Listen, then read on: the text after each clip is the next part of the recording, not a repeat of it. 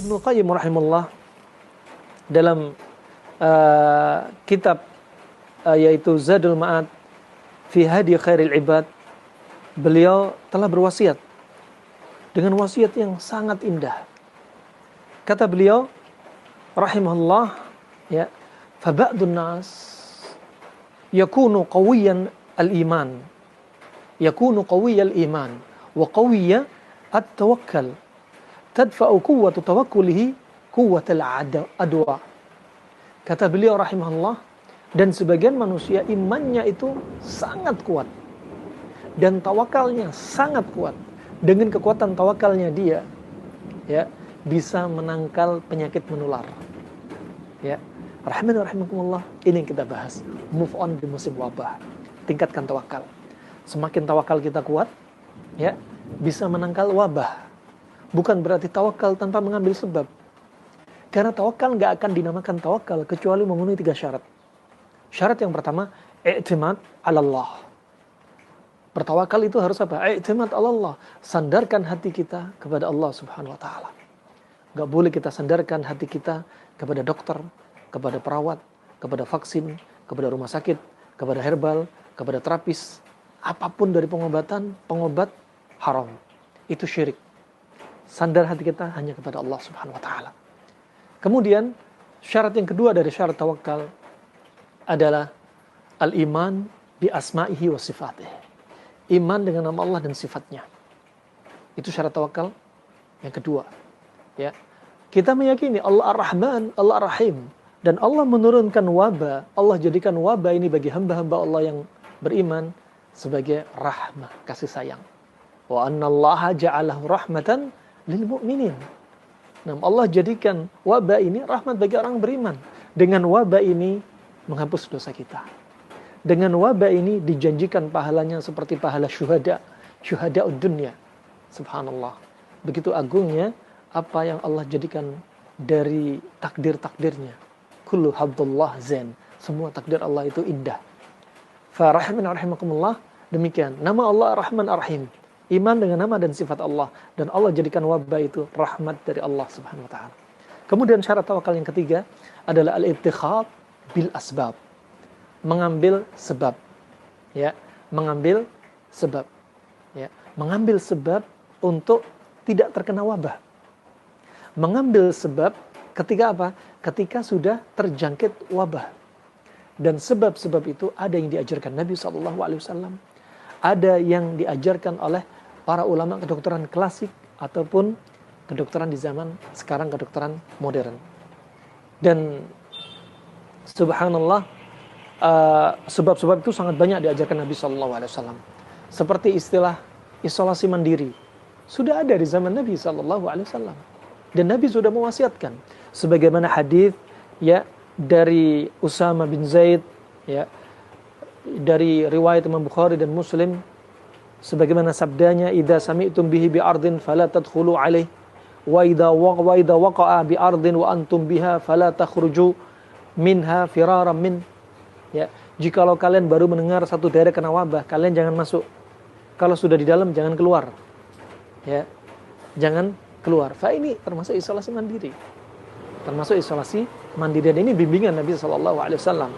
Ya, juga dalam banyak hadis yang lainnya juga datang dari dari Jabir bin Abdullah, yaitu riwayat Imam Muslim, bahwasannya Nabi SAW pernah didatangi oleh seorang lelaki dari Bani Thaqif, namanya Syarid bin Suwaid. Datang kepada Nabi ingin mengikrarkan syahadatnya, ingin berbaiat di hadapan Nabi SAW. Kemudian apa kata Nabi SAW? Ketika Nabi mensinyalir bahwasannya daerah Bani Thaqif ada yang terkena ta'un. Waktu itu namanya wabah, itu banyak. Bisa wabah berbagai macam penyakit. Namanya penyakit yang menyebar, ya, baik endemik ataupun pandemik, ya, tersebar di mana-mana. Itu tergantung dari penyakit apa saja. Bisa jadi hepatitis, ya, bisa jadi kusta, bisa jadi TBC, ya, maka itu dinamakan wabah.